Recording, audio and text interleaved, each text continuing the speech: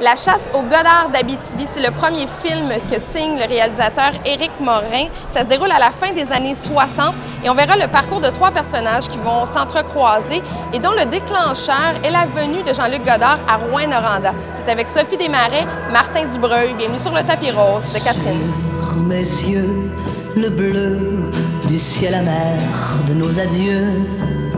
Bonjour Éric Morin. Allô, ça va bien? Oui, on a fait un retour dans les années 60. Ben oui, bravo, c'est comme impeccable, le look, ça évoque Sophie dans le film. La chasse au Godard d'Abitibi, sans parler de Jean-Luc Godard pendant le film, c'est un défi?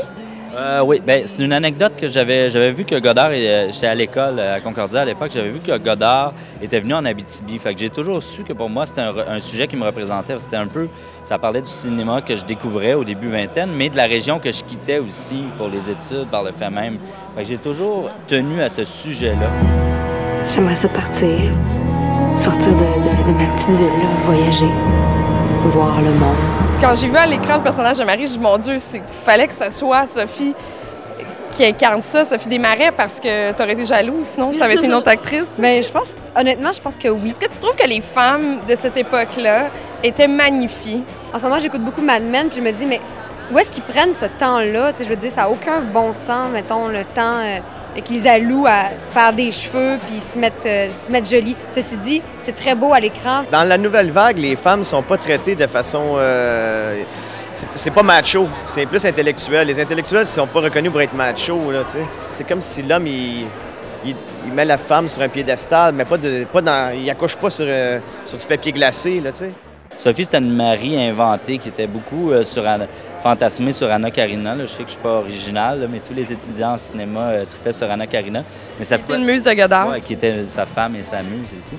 J'ai vraiment beaucoup d'admiration pour Sophie. Là, je sais que Sophie, tout le monde l'aime présentement, mais toi, tu l'as choisi en premier. C'est l'âme de Sophie qui est allée chercher tout le monde. Là. Je suis quasiment gênée de le raconter, mais j'ai vu en audition avec Simon. Il veut pas que je dise ça, mais je vais le dire quand même. Il l'a dit. Ah, il m'a vu en audition avec Simon. Il me connaissait pas. Puis j'étais vraiment comme, mais voyons donc, il m'offre ça, il me connaît pas. Puis comment il a pu sentir que c'était pour moi? Parce qu'effectivement, je sens que c'était pour moi. Les 2 personnages principaux qui sont incarnés par Sophie Desmarais et Alexandre Castonguay sont tes alter ego.